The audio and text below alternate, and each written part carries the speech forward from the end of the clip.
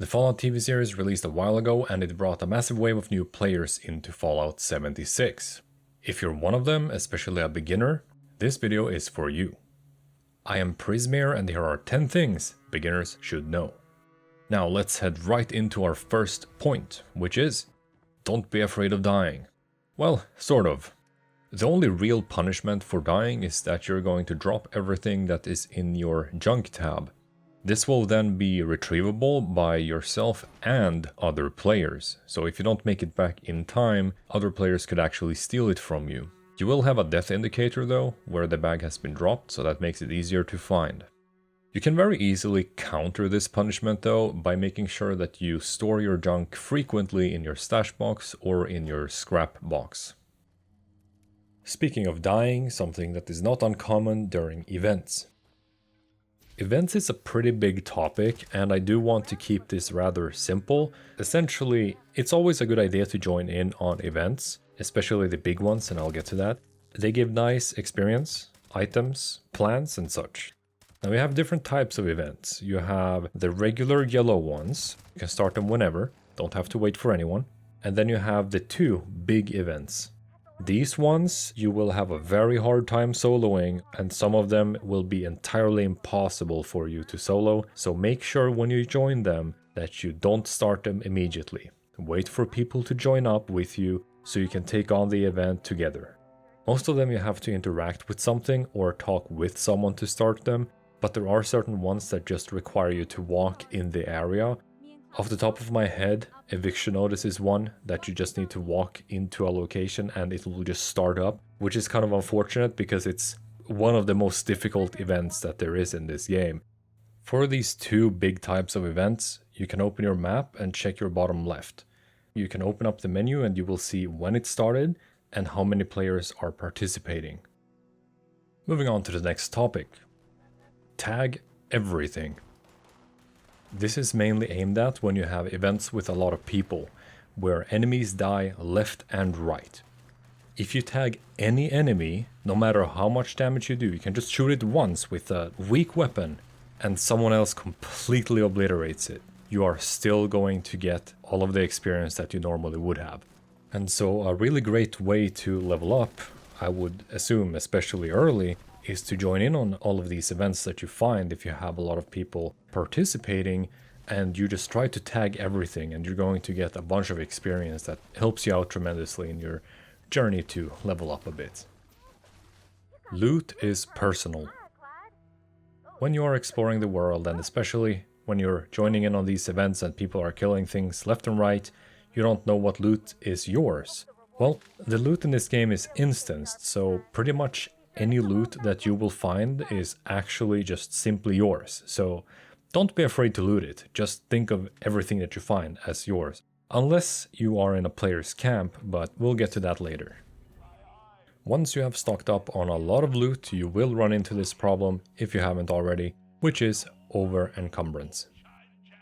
What that means is you have reached past the weight limit, and so that is going to disable your ability to run and it drains your AP when walking. AP is essentially your stamina. So how would we go about countering encumbrance? The first way would be to scrap your junk and then store it, or use it in a scrap box if you have one of those.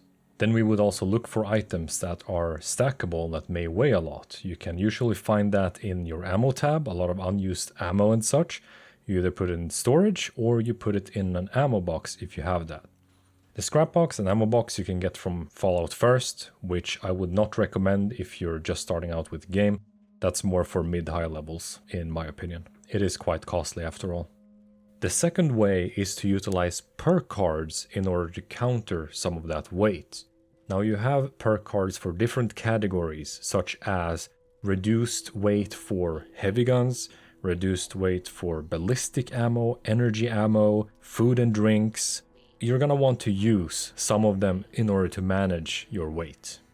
And lastly, you can get a backpack in this game, which is great because it increases your maximum carrying capacity. I think this quest is extremely tedious, if I recall. It's been a long time since I did it, but don't take my word for it, definitely look up a guide or so. and judge for yourself. Either way, if you plan to play this game at least a reasonable amount of time, I would urge you to get this no matter what. It should be level 50 where it maxes out at, I believe it is 60 capacity. So 60 capacity, that is quite a significant amount of carry weight. Player camps. Player camps are very useful places, and especially if you have your own, you can place down workshops where you can modify your weapons, armor, craft ammo, you can plant stuff for food, water, a bed which you can sleep in for a while, and you'll get a, I believe, 2-hour experience buff, very handy, no matter which level you are. Just a very useful space overall. Apart from your own camp, you can travel to other players' camps. That's going to cost you caps depending on how far away they are. Unless you are in a team with them, then it's free. Visiting other players' camps can be very useful because many times they actually have free water and food for people, even materials sometimes that you get to pick up. So anything that isn't locked in their camp, you can kind of see it as, oh, I can take as much of this as I want. Now, ideally, if you see a stack of purified water or something, maybe you don't want to take all of it, probably just some of it. You may also come across a machine called Symptomatic that is going to cure you from all disease, which is very handy at an early level if you don't have any disease cures to work with. Now let's talk about public teams. Now since I am a PC player, I only know the keybinds for PC, which is going to be Control plus Tab. Then you get this menu. You have different tabs in here. If you go into your friend list, you can add people, of course, and you can add them to a personal party, I believe. But we mainly want to talk about the public teams here. Anyone can create or join a public team. So it doesn't matter if you are a low level, feel free to join any team you want. Public teams have a maximum of 4 players, that is including yourself. And you can have different goals depending on what you're looking to do with your team. So what you are going to be looking for, unless you have something specific in mind, you're probably going to want to join a casual team or events team. A casual team is going to give you a little bit extra intelligence, which in turn gives you a little bit more experience whenever you gather it. The events team is going to give you more experience on completed events. Utility wheel. On PC, if you scroll up or down or press the F key, you will open your utility wheel. Here you can bind very useful things such as weapons, aid, or food and water. The reason it's a very handy tool is because you can bind all these items and then you can just press whichever hotkey they're on. So say you have weapons on 1, 2, and 3, you can swap between 3 different weapons. You can heal up during combat as well through the utility wheel. Keep in mind you can use stim packs by pressing Age on PC. So there is already like a quick bind for that specifically. But if you have other items you want to use during combat, you can use the utility wheel for that. So very useful. Pacifist Mode. There is PvP in this game, which means player versus player. You don't have to participate in it, and the way you can completely disable it is by enabling Pacifist Mode. I've personally done this as I have no interest in PvP in this game at all. If you open up your settings, you should find it within the Game tab. If you don't know how to open up your settings, go to your map and check whichever button you have bound in the top left corner. There is an exception even if you have Pacifist Mode enabled, which is if you lockpick something in a player's camp, because then you become wanted and players can kill you. Don't worry though, after they have killed you, you should be able to just get back to normal with a removed wanted status. Moving on to our 10th and final point, buffs and debuffs.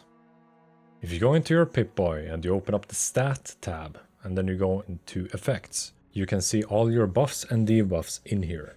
Something that you might notice is that you may be affected by some type of fed status or hydrated status. That obviously comes from your hunger and hydration levels. If these drop to 0, you're not going to die, so it's not a hardcore survival in that sense. I believe you're not even gonna get a debuff, but if you have them filled up all the way, or at least partially, you will get quite a significant buff, so don't worry if you can't fill them up, but you probably want to fill them up when you can. The buffs and debuffs, that doesn't just go for hunger and hydration, it goes for anything else. As you can see here, I have a bunch of crap that, well, most of it you're not gonna have to worry about. As an honorable mention, I want to bring up VATS, which, if you've played any other Fallout game before, you probably will recognize. In Fallout 76, it is a very beefy topic, and so I might make another video on that in the future, but for now I just want to keep it simple. Essentially, what VATS does, it aims for you with a % chance to hit the enemy, and it uses up your AP, aka your stamina. You can also crit in VATS. Late game, it is used as the best DPS meta build, nothing you have to worry about right now, because for you as a low to mid level, it is just going to be like that little extra help on your journey. Now that I've given you some information and pointers on what to do, I also want to tell you to play at your own pace. You don't have to look up guides, though this is not necessarily a guide per se. It still helps you with the game. You could just explore everything on your own if you'd want to. So you can apply some of this, you can choose not to apply it. Either way, play the game in a way that you want to, and keep in mind that this game can essentially be played as a single-player Fallout game. With that being said, that's all I had for you today. If you found this video helpful, please do leave a like. And if you'd like to see similar content in the future, feel free to subscribe. Until next time.